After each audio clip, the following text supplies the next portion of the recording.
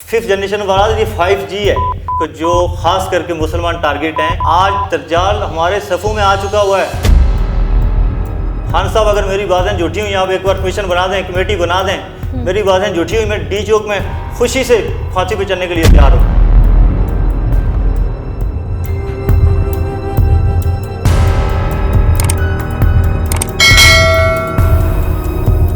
अस्सलाम वालेकुम नाज़रीन, और साफ डिजिटल के साथ मैं हूँ आमना मजीद और आज हमारे साथ स्टूडियोज़ में मौजूद हैं रमज़ान पोइट। अस्सलाम वालेकुम सर। वालेकुम सलाम। नाज़रीन, हमने रूहानी ख्वाब और उनकी हकीकत के हवाले से एक सेगमेंट शुरू किया था। पिछले प्रोग्राम में आपने देखा होगा कि हमने इनसे सवालात किए थे कोरोना वायरस के हवाले से। उन्होंने हकीकत बताई थी कि एग्जैक्टली कोरोना वायरस क्या है। वो एक लॉबी है जो मुसलमानों के ख़िलाफ़ है। शायद आज भी हम उसी तरह का एक प्रोग्राम लाए हैं। रमज़ान साहब, सबसे पहले तो मेरा आपसे सवाल ये है कि कोरोना वायरस की 3rd वेव को आप कहते हैं कि वो कुछ भी नहीं है, महज एक कहानी है जो मुसलमानों के ख़िलाफ़ एक लॉबी तैयार की जा रही है। तो इस हवाले से आप क्या कहेंगे? बिस्मिल्लाहिर्रहमानिर्रहीम। थैंक यू, बहुत शुक्रिया मुझे आप मदद करने का। तो जैसे कोरोना की 3rd बार आई है तो मैं भी आ गया हूँ। जी जी जी। क्योंकि मैंने जब ये बयान किया था कि मैं इसको बहुत पहले देख चुका हूँ कि ये कोरोना है क्या, इसकी रियलिटी है क्या, ये फैलता है नहीं फैलता। मैं मुख्तसर मैं हाथ जोड़ के अपने सारे पाकिस्तानियों से, कश्मीरियों से, सोशल मीडिया के लोगों से, तमाम जितने भी अहले मतलब दानश्वर लोग हैं कि खुदारा अपनी आने वाली नस्लों के लिए सोचें। और आज हर इंसान परेशान है, उसके माथे पे देखें तो उसकी वजह क्या है? आज महंगाई को किसने रोकना है? आज दुनिया पे 5th जनरेशन वार जो चल गई है, जो हमारी इंटेलिजेंस जनरल बाजवा साहब ने आज से तकरीबन 1.5 माह पहले कहा था। अच्छा। तो उसको रोकना किसने था? आज ऊपर से बरतानिया से इस कोरोना के ऊपर इंकशाफ आ गया है कि ये खून के अंदर लोथड़े बन रहे हैं। तो इट मीन कि मैंने पहले कह दिया था कि नैनो चिप है। खुदारा इस चीज़ को समझो, दुनिया थ्योरी पे चल पड़ी है। मैं रूहानियत पे बात कर रहा हूँ, और दुनिया में अगर शिकस्त हो सकती है थ्योरी को तो वो रूहानियत में होगी। और इस पाकिस्तान में होगी। मैं लोगों को ये कहता हूँ कि मुझे फांसी पे चढ़ा देना। खान साहब को मेरा मैसेज दे दें कि प्लीज़ प्लीज़, आप बहुत अच्छा काम कर रहे हैं, सारा कुछ कर रहे हैं, लेकिन एक रियलिटी है। आपको एक सरप्राइज मिला था जब आपने अक़वाम मुत्तहिदा की जनरल काउंसिल में कहा था कि we believe in Allah, we will fight. तो आपने तो कैसे कर ली? आज मुझे अच्छा, आपको लगता है कि कोरोना वायरस कुछ भी नहीं है, वो महज एक जो है वो अंग्रेज़ों की या यूरोपियंस जो हैं वो उनकी कोई साजिश है जो इम्प्लीमेंट करना चाह रहे हैं यहाँ पे? कोरोना वायरस ये वो लॉबी है। आज तो लॉबी की बात कर रहे हैं, आज तक यही नहीं पहुँच रही। लेकिन मैंने ये भी बात की हुई है कि इस टाइम तो न्यू वर्ल्ड ऑर्डर चल रहा है, वो दज्जाल का चल रहा है। इसको हमने कंडेम करना है। हमने अपने अल्लामा इकबाल शायर मशरक़ के उस फ़लसफ़े को लेके, उस ओरिजिनल थाट को लेके हमने इसको नाकाम करना होगा। ये एक पैगाम दे रहा हूँ मैं पूरी दुनिया को। ये मुझे इशारा मिला हुआ है। ख्वाब देख सकते हैं, सारे देख सकते हैं। ज़रा नम हो, मैंने ये पहले जिक्र किया था। एक बार नमी तो लाएं, एक जुस्तजू होनी चाहिए आपके अंदर।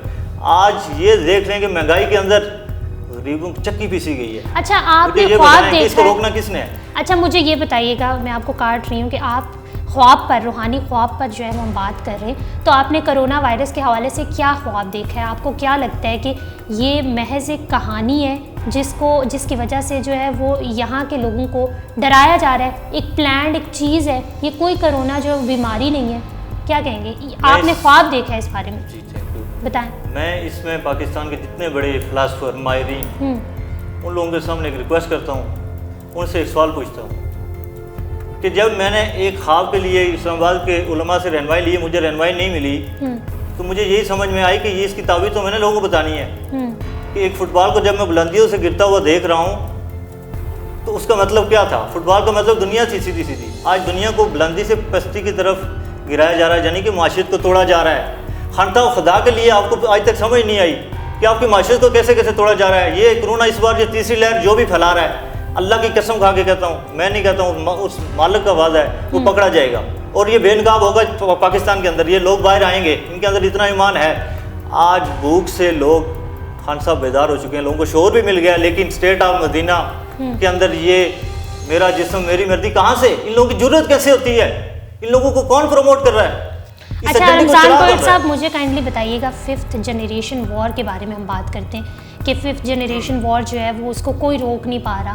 तो इस हवाले से अगर आप कुछ कहें बताइएगा काइंडली। 5th जनरेशन वार, ये 5G वो रेज हैं। मैंने कहा था ये जो टेस्टिंग किट है, जिस दिन टेस्टिंग बंद होगी कोरोना बंद हो जाएगा। ये हमारी इम्यूनिटी सिस्टम को बार बार इफेक्ट किया जा रहा है। ये जितनी बार हमारी टेस्टिंग लगती है ये हमारे अंदर एक शुआएं जाती हैं, ये रेज हैं। 5th जनरेशन वार ये 5G है, ये उनका वो नैनो चिप है, इतनी बारीक है कि जो ख़ास करके मुसलमान टारगेट हैं कि उनके अंदर से अल्लाह की वादानियत, जज्बा ईमानी को ख़त्म करना। आज दज्जाल हमारे सफ़ों में आ चुका हुआ है, लेकिन अफसोस, मुझे सद अफसोस, मैं किसके साथ शिकवा करूं? मैं आज तक अकेले लड़ रहा हूं। मैंने इतना कह दिया था कि मेरी जान चली जाए। खान साहब अगर मेरी बातें झूठी हुई, आप एक बार कमीशन बना दें, कमेटी बना दें, मेरी बातें झूठी हुई, मैं डी चौक में खुशी से फांसी पे चलने के लिए तैयार हूँ। मैं जब इतनी बात कर रहा हूँ तो किसी को जरूरत नहीं हो रही। आज इस पाकिस्तान का वारिस कौन है? आज यहाँ पे लाबीज को कौन प्रमोट कर रहा है? स्टेट ऑफ मदीना की बात कर बैठे हैं खान साहब, अच्छा ख्वाब था उनका, लेकिन अभी वो डिलीवर नहीं कर पा रहे। मैं उनको जा बुझा देख रहा हूँ। जा बुझा से मतलब कि खान साहब आप अभी ये बात मत अच्छा, आपको क्या लगता है मैंने पिछले सॉरी एक बार मैंने पिछली वीडियो में कहा था अल्लाह बड़े बोल से बचाए, लेकिन अभी आप वोट हैं कि आपके पास आपके ऊपर जो एक साजिश, जिस साजिश का आपको हिस्सा बनाया जा रहा है उसका आपको इल्म ही नहीं है। अच्छा, ये जो साजिश की बात की है, इस कुर्सी को अगर आपने बहुत बड़ा डिलीवर किया है, आपकी क़यादत में आपका साइलेंट टाइगर वैसे नहीं लिखा हुआ। मैंने एक शेर लिखा था कि बहुत वक्त हो चुका खान साहब, आपका साइलेंट टाइगर जाग चुका। सोशल मीडिया पे मैं आपको वेलकम करता हूँ। मैंने रेफरेंडम की बात की है। अच्छा रमजान साहब, मैं आपको यहाँ पर टोक रही हूँ, काइंडली मुझे बताइएगा, जिस तरह आपने इमरान खान के बारे में कहा है कि इमरान खान जो है स्टेट ऑफ मदीना बनाना चाहते थे, आपको लगता है कि क्या स्टेट ऑफ मदीना बनेगी इमरान खान की दौरे हुकूमत में, या इमरान खान की इस जो है वो आपकी रूहानियत के हवाले से ज़रा बताइएगा कि क्या इमरान खान के पास वो पावर्स हैं? देखिए, ये अल्लाह की ताकत है। जब अल्लाह ने इमरान खान को एक इज़्ज़त दी है तो अल्लाह ने अपने बंदों से काम लेना है। लेकिन खान साहब तो स्टेट ऑफ मदीना में हज़रत उस चीज़ को साथ इसलिए बयान करूँगा, हज़रत उमर रज़ी अल्लाह अन्हु का कौल है कि दरिया नील के किनारे कुत्ता भूखा मर गया, उमर से पूछा जाएगा। तो यहाँ पे ये गरीब लोग हैं। खान साहब स्टेट ऑफ मदीना में पहले दिन जब मसनूई बुरान हुआ था आटे का, तो मुझे खौफ आ गया, तो मुझे समझ आ गई थी आपको बनाने देंगे। मैंने आपको जब पहले मैंने वीडियो में जिक्र कर दिया कि आपको एक सरप्राइज़ मिला था जब आप गए थे, जब आपने इसराइल को जाके ग्राउंड रियलिटी बताई, आपने इस्लामोफोबिया पे बात की, आपने एक क्लैरिटी बयान की, एक ग्राउंड रियलिटी बयान की। आपको एक जो उन्होंने सरप्राइज़ दिया था वो आपके साथ साथ चल रहा है। जिस दिन तक आपने इस कोरोना के ऊपर कमेटी नहीं बनाई, इसके ऊपर एक्शन नहीं लिया, मैं तो कहूँगा प्लीज़ टेक एक्शन। इस चीज़ को रोकें आप इस चीज़ को सामने एक वीडियो है, इसको आप शेयर करें। मैंने इनकलाब की बात की हुई है, कोई छोटी बात नहीं की हुई।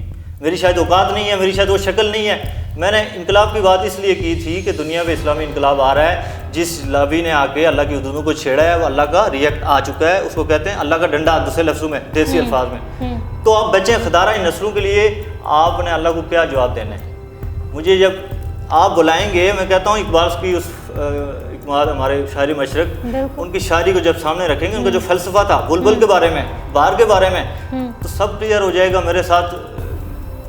मुझे याद है, मुझे उम्मीद है जो अभी मेरी सोशल मीडिया पे लोग सुनेंगे, इसके अंदर जो मेरे सीनियर मोहतरम काबिल एहतराम साफ़ी हज़रात, तजिया निगार, पाकिस्तान के बड़े बड़े दानश्वर, वो इस बात को तस्दीक करेंगे कि बंदा सही बात कर रहा है। मैं इकबाल का फ़लसफ़ा बयान करने के लिए आपके पास खड़ा हूँ। मैंने कहा था लोगों मुझे एक ख्वाब आया, इकबाल ने भी ख्वाब देखा था, अब मुझे मौका तो दिया जाए। आज अलमिया खान साहब, अगर आपने मीडिया को इतना पाबंद किया हुआ है तो ये आप वो कर रहे हैं। आपने जो ख्वाब देखा था काइंडली वो बताएं, मीडिया आपको यही मौका दे रहा है। जो ख्वाब आप इमरान खान साहब को कह रहे हैं कि आपको मौका दें, हम आपको मौका दे रहे हैं, आपने ऐसा क्या ख्वाब देखा था जो आपको लगता है कि मीडिया नहीं दिखाएगा? मैंने ख्वाब में इस कोरोना को देख लिया था। मैंने ख्वाब में ये भी देखा हुआ है कि आगे हालात किधर जा रहे हैं। अच्छा बताइएगा आगे हालात। मैं अगर आप वीडियो के ऊपर जब इसको बढ़ाएंगे या इजी बैठ के वीडियो बनाएंगे, उसमें ये चीज़ें क्लियर होंगी। इसमें लोगों के फिर बहुत कमेंट्स होंगे। अच्छा चलिए, इस पर इंशाल्लाह नेक्स्ट हम बात करेंगे।